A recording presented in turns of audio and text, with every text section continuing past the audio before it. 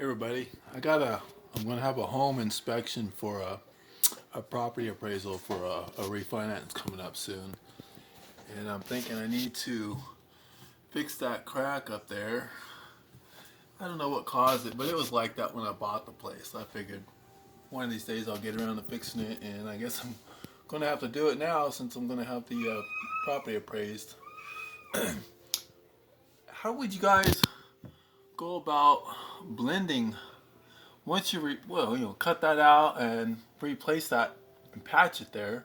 How would you go about blending the texture? I mean, do you have to like feather out the mud after you tape it, and then I guess sand the texture down and then retexture over it so that it's like blended or something? I don't know. I've never done that, so I gotta do that. And then in here, when I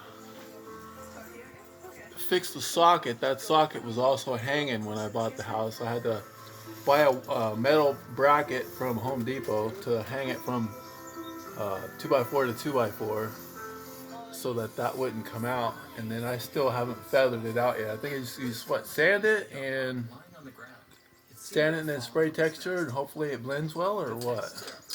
I got another one in the bathroom too.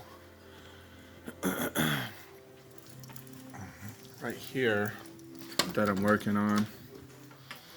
This one's a little more involved in that there's a duct over here that comes in. I gotta put a 2x4 back in there so I could screw the ductwork in. And then I guess the ceiling sits on top of the vertical wall, and over here where there was a leak, it got into the drywall, and this, you can see those cracks right there. I'm wondering if I gotta cut down and replace all the stuff where the cracks are, or if I can mud and tape over that and not worry about it and just feather it in. I got the same thing going on over here on this side. See how that wiggles? Just a little. Anyway, and then they also use these nails instead of screws, which they get rusty and it causes the damn mud to pop off and you get these freaking holes in the wall or cracks where the rust makes that expand, and you can see the little cracks where all the nails were. I'm wondering why they would use nails instead of screws, or at least nails that would be rust proof. Which, oh, you know what? If it was leaking water, that would have caused it to rust. Normally, I guess it wouldn't rust. But I do have other spots in the house where that's happening. But I don't have any water leaks on the walls. So, like, anyway, let me know if you think I should cut this out, or if I could just mud and tape over that and not have to worry about it. And then just put the top piece in, and then blend this in. The other thing is this, I just repainted this bathroom for my ex-girlfriend and hung this stuff in here for her. And this is like that funky, I guess, acrylic or polyurethane, maybe polyurethane type paint. It's like real rubbery, and the shit peels off. You can see here. See how it peels? And it's not easy to sand either. See that?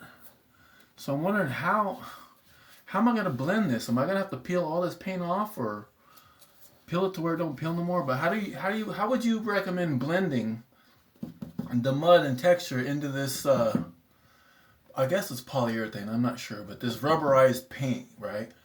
Just give me some suggestions, please, on how you would blend that so I can go about getting these holes patched up. I got 2 more holes on the other side in the laundry room here. Let's see here. Right here for when I ran my socket off of my panel. See my little panel? I still got to put this back on too, the drywall. And then up here when I did the first leak, I fixed that. So I think this wall has that cheap paint too, but it's thinner from like original when they painted the house. Probably watered the paint down or something. Anyway, I need to do that. I need to figure out how to blend the mud into the texture so that I could spray it and make it look like it was never repaired. Please give me your thoughts. Appreciate it. Thanks.